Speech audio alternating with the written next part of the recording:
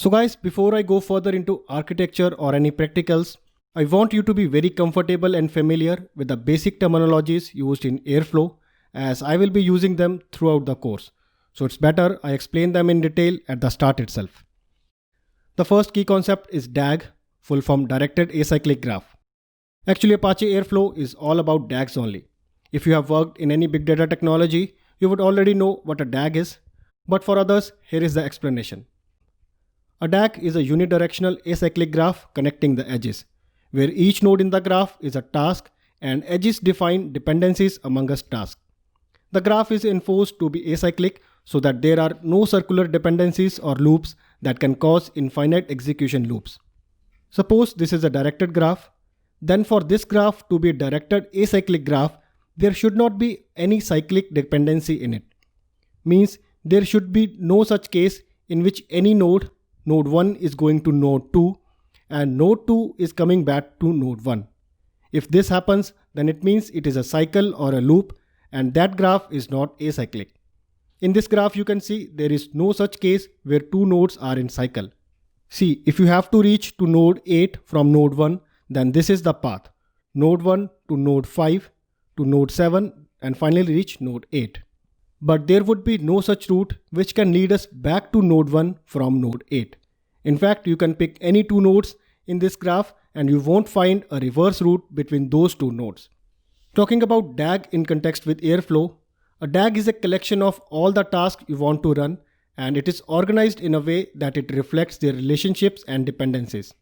In this graph, each node is a task and edges define dependencies among us tasks. Let me throw an example here.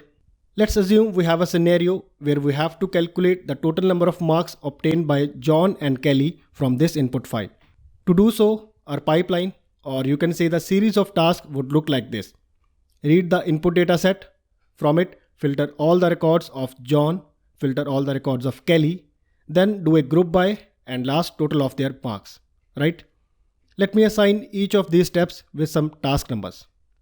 Okay, so now the naive approach to schedule these tasks would be T1, T2, T3 in a series.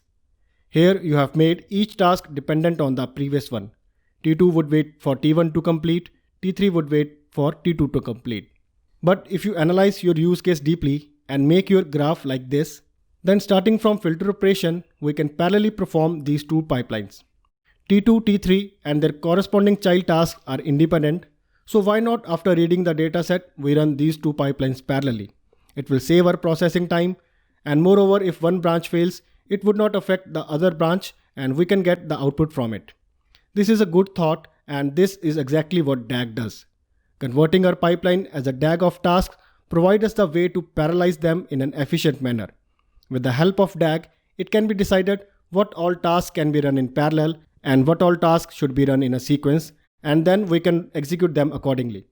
It will save us a lot of processing time and also there would be less points of failure as there would be a lot of independent tasks. I hope it is clear. And actually what I just showed you was a very basic DAG example, but in real-time projects it can be a mesh of graph with hundreds of tasks in it. Not to worry, Airflow can handle it very easy. Now going back to our terminologies, next we have a term operator. An operator represents a single entity in a workflow that helps to carry out your task. Guys, DAGs only describe how to run a workflow and they do not perform any actual computation. On the other side, operators determine what actually gets to be done when your DAG runs. For example, in a DAG, we may have a step in which a Python script is to be executed.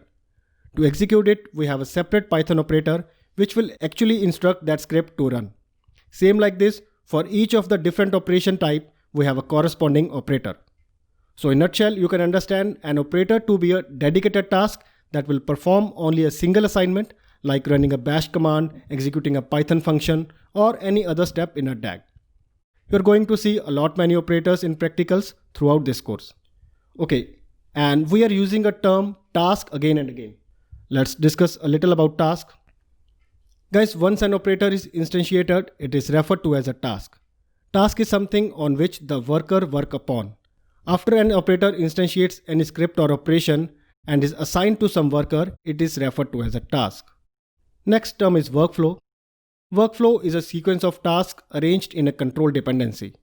Workflow is nothing but a DAG only. Actually, both these keywords can be used interchangeably. In Oozie, we call this sequence of tasks as workflow, but in Airflow, we term it as DAG. In fact, the words DAG, workflow, and pipeline are more or less the same things with a little difference of using them at a proper place. Anyways, so guys, these were some basic terminologies in Apache Airflow. Throughout the course, we will encounter more new terms, which I will explain as we go along. Thank you.